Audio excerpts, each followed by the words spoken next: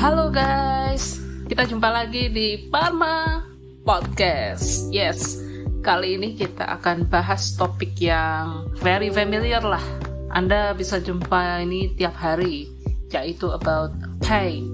Ya, nyeri alias pain.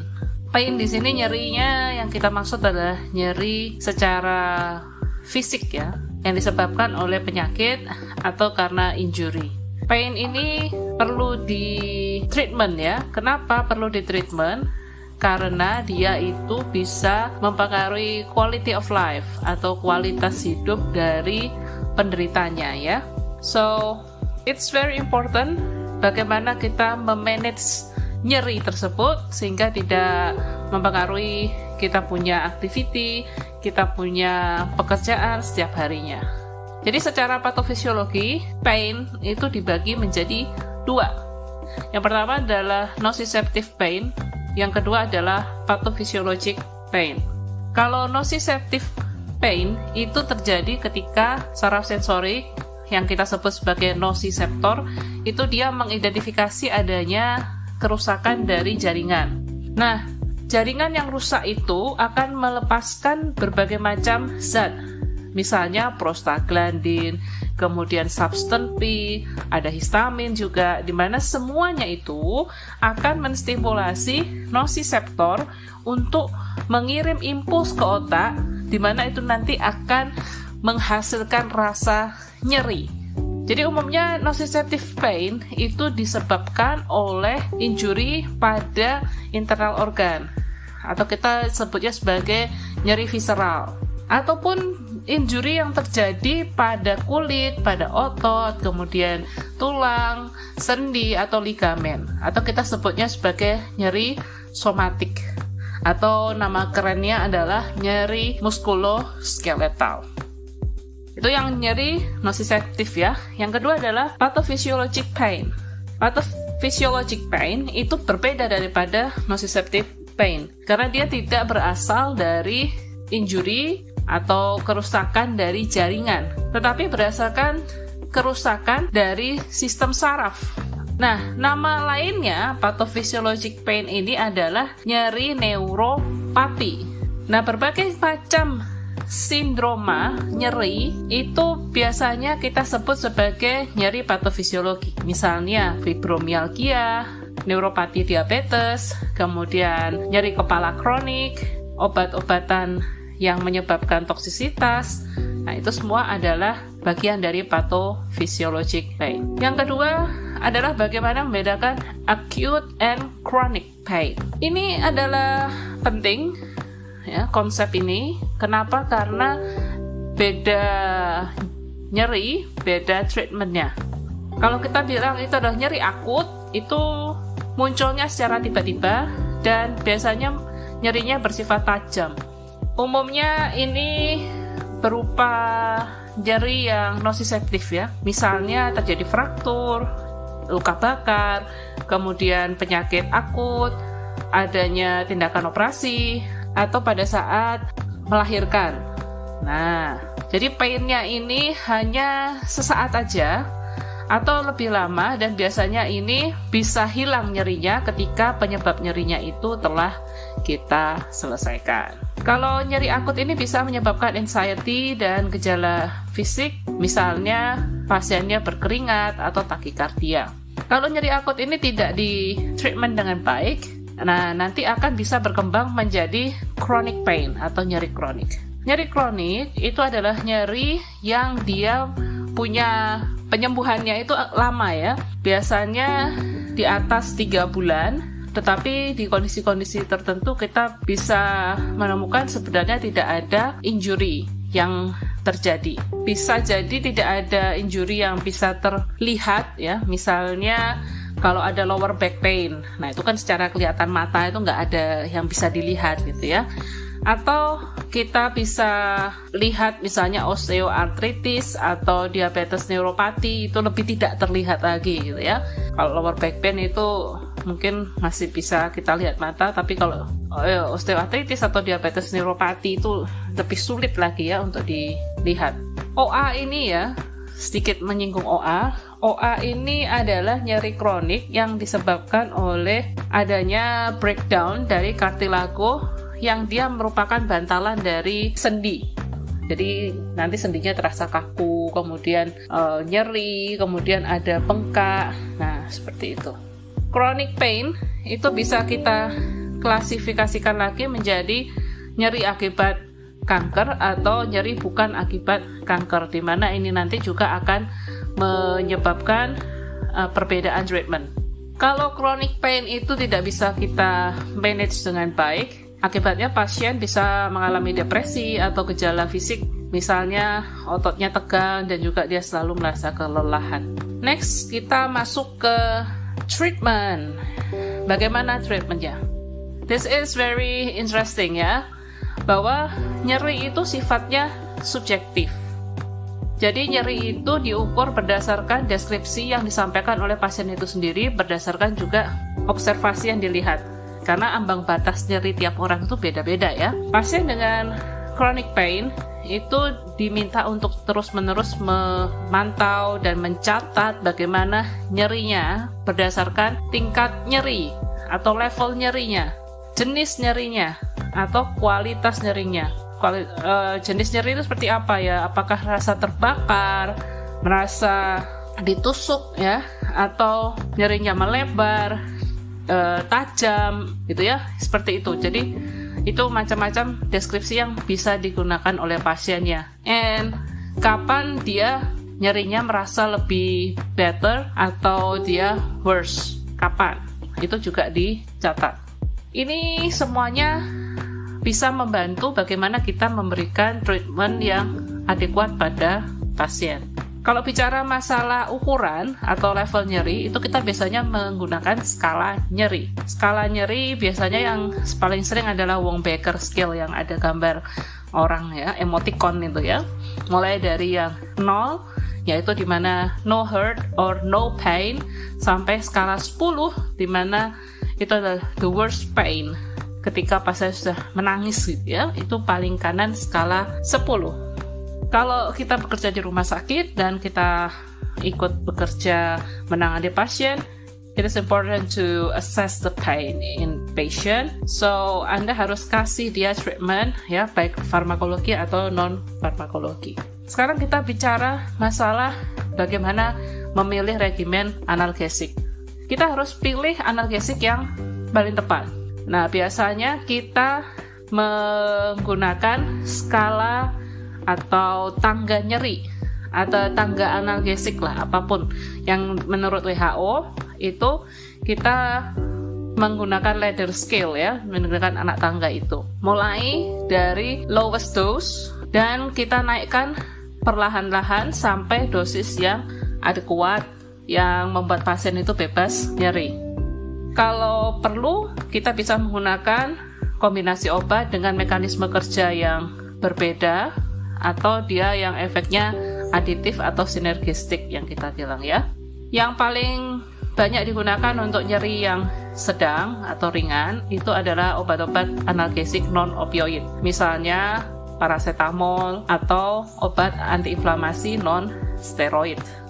Tapi bisa juga kita tambahkan obat-obat tadi yang non-opioid ke obat-obat yang sifatnya opioid, supaya obat-obat yang opioid itu dosisnya bisa diturunkan dan dia bisa merasa lebih baik ya pasiennya. Opioid itu adalah analgesik yang kuat. Sifatnya dia secara umum dan biasanya digunakan untuk nyeri yang moderate sampai yang severe. Selain tadi opioid non-opioid analgesik, bisa juga ada terapi adjuvan ya. Adjuvan itu misalnya obat-obat antidepresan, obat-obat anti-epilepsi, dan obat-obat muscle relaksan. Itu bisa kita tambahkan sesuai dengan tingkat nyeri pasiennya. So, kalau menurut anak tangga tadi, nyeri yang paling ringan itu skala 1 sampai 3, biasanya diterapi dengan obat-obat analgesik non-opioid dengan atau tanpa adjuvan ya. Kalau nyeri moderate itu 4 sampai 6 skalanya, biasanya diberikan opioid yang untuk nyeri mild to moderate, ditambah bisa opioid non-opioid ya, analgesiknya, atau adjuvan, itu bisa dikasih. Yang terakhir adalah severe pain, itu adalah skala 7-10, biasanya dikasih analgesik non-opioid dan juga bisa juga dikasih adjuvan. Oke, kita bahas obatnya satu persatu ya. Yang pertama adalah acetaminophen alias paracetamol. Ini biasanya digunakan untuk nyeri dan juga untuk fever karena dia punya efek antipiretik. But most important adalah acetaminophen itu tidak punya efek antiinflamasi. Jadi acetaminophen itu tidak termasuk NSAIDs atau AINS itu ya, karena dia tidak punya efek antiinflamasi. Bagaimana mekanismenya? Mekanismenya salah satunya adalah dengan menghambat sintesis prostaglandin di sistem saraf pusat sehingga menurunkan bangkitan atau adanya impuls nyeri. Untuk dosisnya maksimum adalah 4 gram per hari acetaminophen. Bisa juga diberikan untuk pasien pediatri 10-15 mg per kilogram. Yang perlu diwaspadai dari acetaminophen ini adalah dia punya efek severe hepatotoxicity jika diberikan lebih dari 4 gram per hari. Jadi harus hati-hati. Bisa juga menimbulkan reaksi alergi yang berat, misalnya SJS atau TEN atau AGEP. And then injeksi juga tersedia ya untuk si acetaminophen ini. Hal-hal lain, kalau misalnya ada keracunan paracetamol, misalnya dia ada upaya bunuh diri misalnya ya, dan jumlahnya berlebihan, more than 4 grams per day tadi, bisa diberikan antidotum. Antidotumnya adalah N-acetylcysteine. Oke, itu bisa digunakan dengan cara dia bisa membalikkan glutathione intraseluler dan dia bisa tersedia dalam bentuk oral maupun per IV. Oke, sekarang kita masuk obat yang kedua. Golongan yang kedua adalah antiinflamasi non-steroid AINS atau NSAIDs ya. NSAIDs ini bisa target yang selektif atau non-selektif kita bilangnya ya. Kalau yang tradisional dia tidak selektif, misalnya ibuprofen, aspirin itu tidak selektif. Atau yang golongan lebih baru itu dia yang selektif terhadap enzim COX-2. Jadi enzim COX-1 dan COX-2 itu sebenarnya dia mengkatalis perubahan asam arachidonat menjadi prostaglandin dan tromboksan A2. Kalau masih ingat ya dulu, semua NSAIDs itu dia menurunkan pembentukan prostaglandin di mana nanti akan menyebabkan penurunan inflamasi, kemudian perbaikan nyeri dan penurunan demam. Kalau kita bilang itu adalah NSAID yang tidak selektif, NSAID yang tidak selektif itu bisa memblok sintesis dari kedua macam enzim COX tersebut, baik COX-1 maupun COX-2.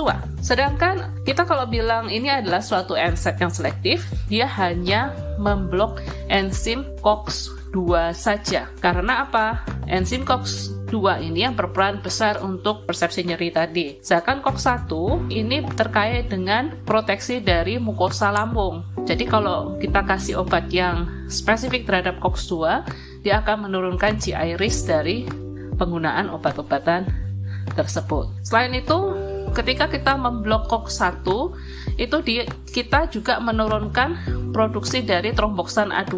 Di mana tromboksan A2 ini diperlukan untuk aktivasi platelet dan agregasi platelet. Salah satu contoh adalah aspirin. Aspirin itu adalah inhibitor COX-1 yang irreversible dan dia juga bisa digunakan sebagai agen antiplatelet yang efektif. Dia punya efek kardioprotektif sebagai antiplatelet ya. Secara umum, penggunaan obat-obatan AINS non-aspirin itu bisa menimbulkan beberapa jenis resiko. Yang pertama adalah menimbulkan resiko GI, yaitu bisa muncul bleeding dan ulcerasi, terutama menggunakannya dalam jangka panjang ya. Kemudian untuk resiko yang kedua adalah kardiovascularis. Jadi penggunaan NSAIDs itu bisa meningkatkan risiko miocardial infarct dan juga stroke. Efek samping lain-lain ya dari NSAID, semua NSAID itu harus hati-hati penggunaannya pada pasien dengan gagal ginjal. Selain itu NSAID bisa meningkatkan blood pressure. So, kalau ada pasien dengan hipertensi yang tidak terkendali, sebaiknya hati-hati penggunaan NSAID ini. Hal yang lain adalah pada saat kehamilan. NSAID itu bisa menyebabkan penutupan ductus arteriosus yang prematur. Akibatnya apa? Bisa terjadi heart failure pada janin. So, NSAID tidak digunakan pada trimester ketiga dari kehamilan atau ketika dia lebih dari 30 minggu. Semua NSAID itu mempunyai efek samping, yaitu mual. Terutama turunan salisilat itu lebih besar ya efeknya, sehingga NSAID ini dikonsumsi dengan makanan. Kalau tidak, kita bisa ganti dengan sediaan yang enteric-coated atau yang sediaan yang di buffer. Oke? Jadi sekali lagi, NSAID tidak digunakan pada trimester ketiga kehamilan. Kalau bilang tadi ada ductus arteriosus, kalau setelah lahir kan ductus arteriosus itu biasanya menutup sendiri ya. Kalau tidak menutup, itu NSAID juga bisa diberikan untuk mengobati kelainan tersebut yang kita bilang sebagai patent ductus arteriosus, di mana ductus arteriosusnya tetap terbuka. Itu biasanya diberikan NSAID per IV, misalnya indomethacin atau ibuprofen dalam 14 hari setelah kelahiran bayi tersebut.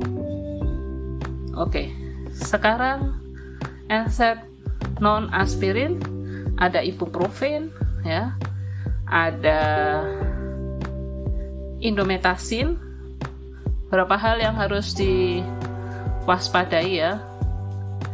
Tadi kalau ibuprofen bisa untuk patent ductus arteriosus, kalau indomethacin itu bisa menyebabkan efek samping ke sistem saraf pusat sehingga tidak digunakan pada pasien-pasien dengan kelainan psikiatri.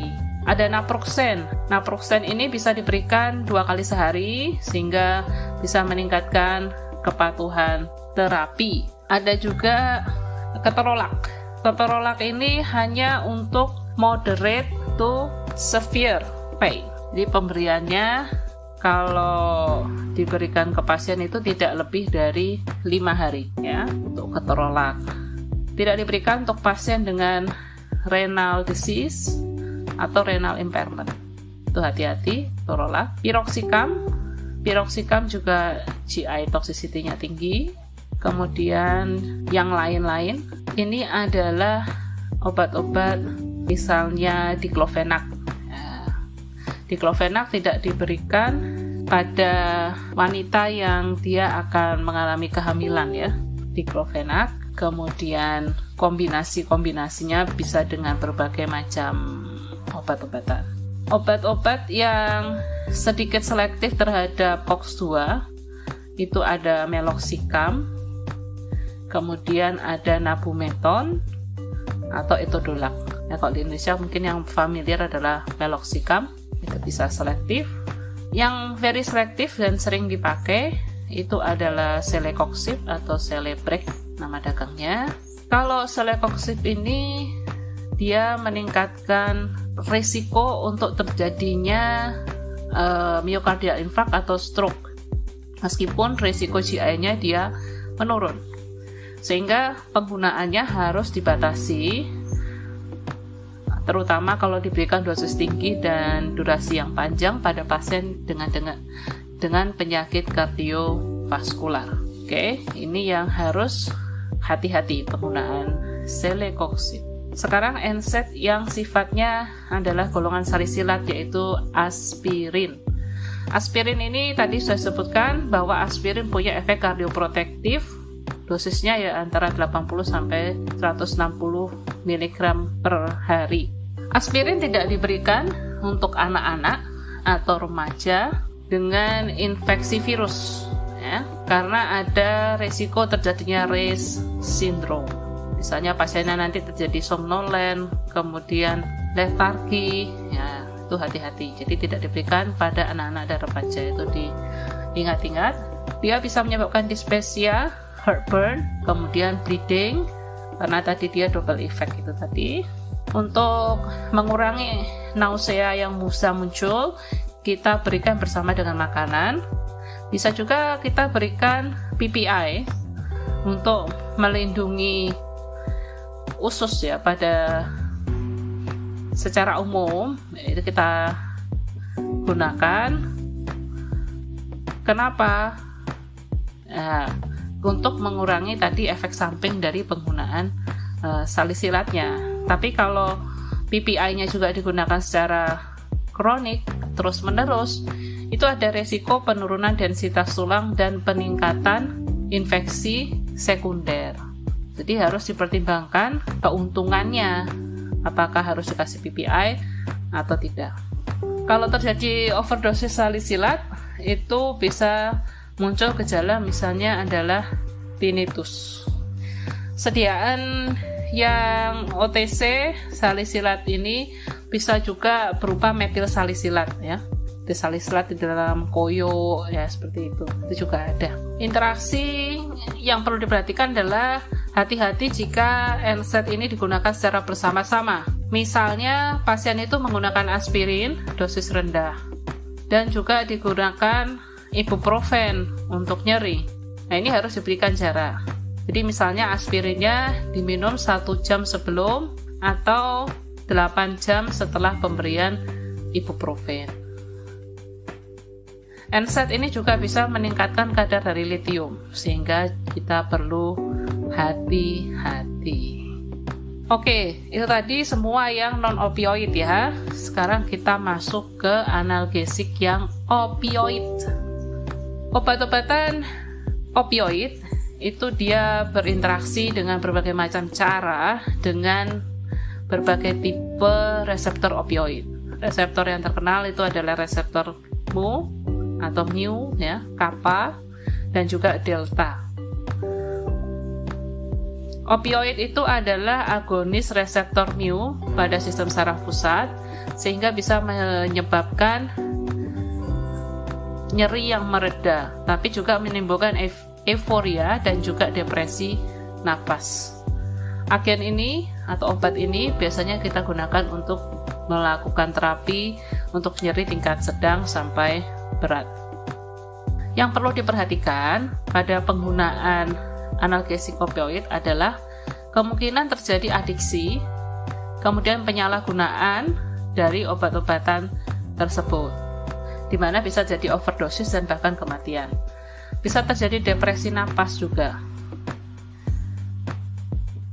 Hal-hal yang perlu diperhatikan juga misalnya kalau diberikan benzodiazepin atau antidepresan lain yang sifatnya sentral bersamaan dengan opioid ini, kemudian diberikan misalnya depresan sistem saraf pusat, misalnya kita banyak minum alkohol, seperti itu bisa meningkatkan risiko dari kematian ya. Ini harus hati-hati.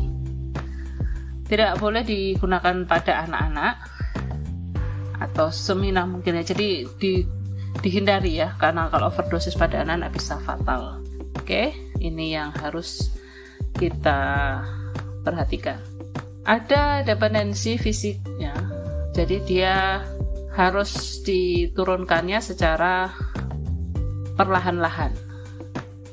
Itu yang kita perlu perhatikan. Contoh-contoh obatnya misalnya adalah kodein, ada fentanyl, hidrokodon, hidromorfon, metadon, ya, meperidin, morfin, oksikodon, ya, macam-macam obat-obatannya. Mungkin beberapa hal yang perlu diperjelas gitu ya, yang perlu diperhatikan. Kodein ini punya efek samping yang sudah kita tahu semua ya, dia menyebabkan konstipasi, itu yang perlu kita ingat.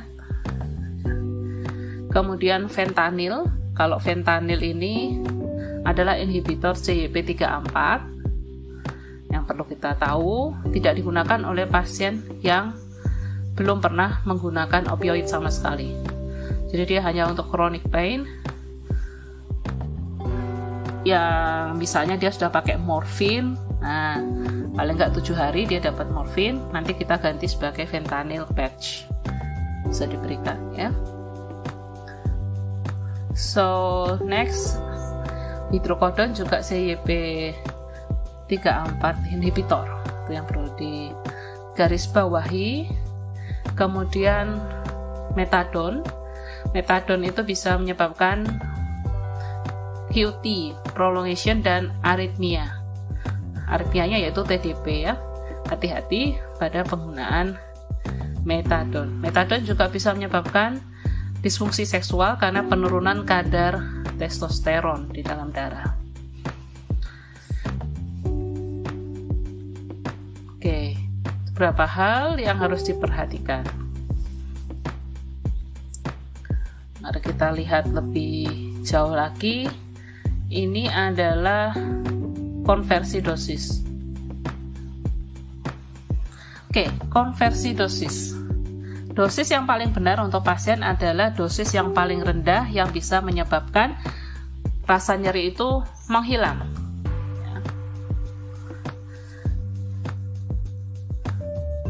Kalau pasien itu merasa nyerinya itu berkurang, tapi dia tidak jangka panjang, itu pelan-pelan dan jangan ditingkatkan dulu dosisnya. Tapi harus digunakan dosis yang sama, itu lebih sering. Ya, jadi pelan-pelan untuk peningkatan dosisnya. Yang perlu diingat adalah ketika kita mengganti obat dari IV ke IM ke oral, jadi kalau hasilnya pulang kan diganti oral. Nah, oral itu ada konversi dosisnya, tidak langsung terus-menerus gitu ya. Atau digunakan yang lain, itu dia punya kekuatan untuk anti nyerinya berbeda-beda. Jadi perlu dilihat di tabel, kemudian dihitung ya berapa konversi dosis yang tepat. Untuk perhitungannya tidak kita bahas di sini ya, tapi teman-teman harus tahu kalau ada konversi dosis untuk anti nyeri. Yang perlu diperhatikan, penggunaan opioid untuk nyeri kronik yang bukan karena kanker ya.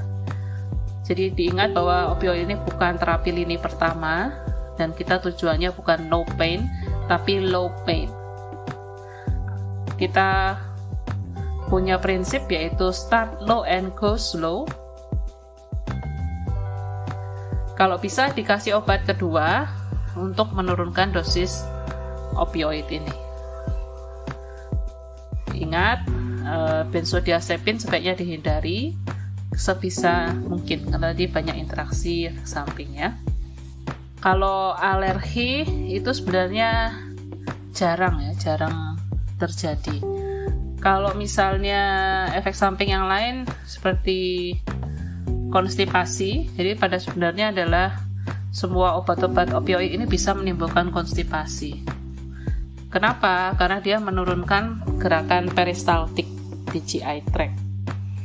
So, ketika opioid ini harus diberikan secara terus-menerus, kita bisa kasih laksatif yang stimulan.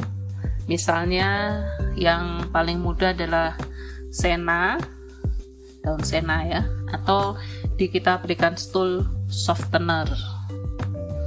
Nah, bisa juga kita kasih tadi stimulannya bisa kodil misalnya, atau terapi suppositoria.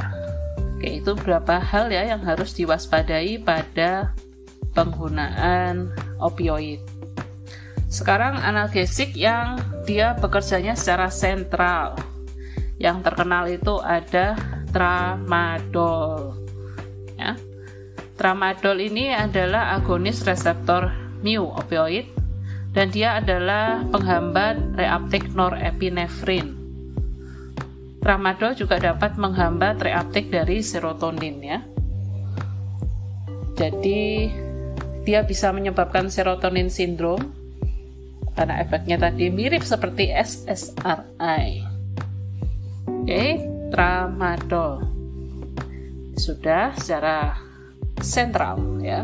Selain itu yang perlu diperhatikan adalah efek penyalahgunaan ya. Penyalahgunaan dari opioid ini itu harus diwaspadai dari penggunaan sebagai analgesik. Untuk adjuvan itu bisa berbagai macam.